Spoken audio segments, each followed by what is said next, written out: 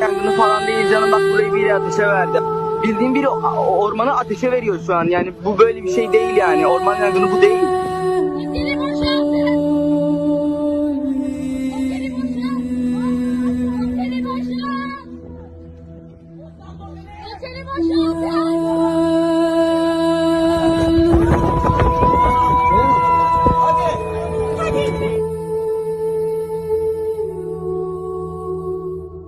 Şimdi son durumumuz bu.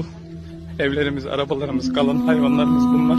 İşin kötü tarafı, şimdi bir yangın daha geliyor. Her yerden bu taraftan geliyor.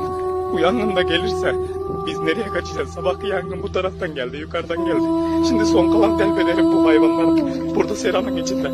Ben bunları şimdi bir dahaki geliyor, işte geliyor. Allah'ım yarabbim, bir tane daha geliyor.